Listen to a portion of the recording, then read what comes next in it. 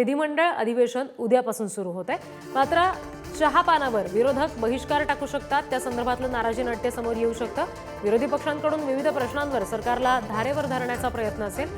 सरकारच्या कारभारावर नाराजी व्यक्त करत विरोधक चहापानावर सुद्धा बहिष्कार टाकतील असा अंदाज आहे। प्रतिनिधी ओम देशमुख यांच्याकडून या संदर्भातले अपडेट्स आपण घेणार आहोत। ओम, काय तपशील आहेत नेमके? उद्या अधिवेशनात नेमकं काय घडू शकतं आणि विरोधकांची काय रणनीती असू शकते? रिधी, खऱ्या अर्थानं उद्यापासून राज्य विधिमंडळाचं अर्थसंकल्पीय अधिवेशन सुरू होत आहे। खऱ्या अर्थानं हा अंतरिम अर्थसंकल्प आहे असं आपण म्हणू शकतो, कारण लोकसभा निवडणुकीच्या पार्श्वभूमीवर हा अर्थसंकल्प सादर केला जातो।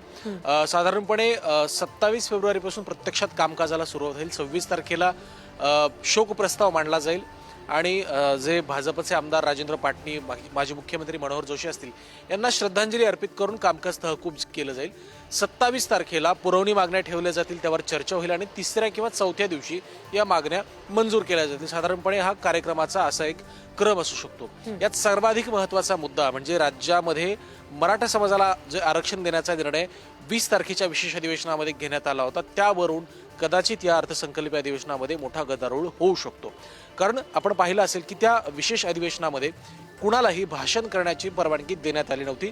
तशा प्रकारचा निर्णय हा सर्वपक्षीयांच्या वतीनं बैठकीमध्ये घेण्यात आला होता। त्यामुळे ज्या आमदारांना आपली भूमिका मांडायची होती, नाराजी व्यक्त करायची होती, ती कदाचित या अधिवेशनाच्या माध्यमातून याबाबत चर्चा होऊ शकते। आणि दुसरा महत्त्वाचा मुद्दा, जी बातमी आत्ताच हाती आली त्यानुसार राज्यामध्ये शेतकरी आत्महत्यांचा मुद्दा सुद्धा तितक्याच प्रकर्षानं या अधिवेशनामध्ये उपस्थित होऊ शकतो, अशी एक सध्या तरी दाट शक्यता आहे। आज संध्याकाळी राज्य सरकारची पत्रकार परिषद होईल। मुख्यमंत्र्यांसह दोन्ही उपमुख्यमंत्री 5:30 वाजता सह्याद्री अतिथीगृहावर या पत्रकार परिषदेला संबोधित करतील। तत्पूर्वी विरोधी पक्ष सुद्धा आपली बाजू स्पष्ट करणार आहे। त्यामुळे संध्याकाळपर्यंत नेमकं काय चित्र या अर्थसंकल्पीय अधिवेशनात असणार आहे ते संध्याकाळपर्यंत स्पष्ट होईल। रिद्धी, निश्चित ओम, धन्यवाद दिलेल्या सगळ्या तपशील।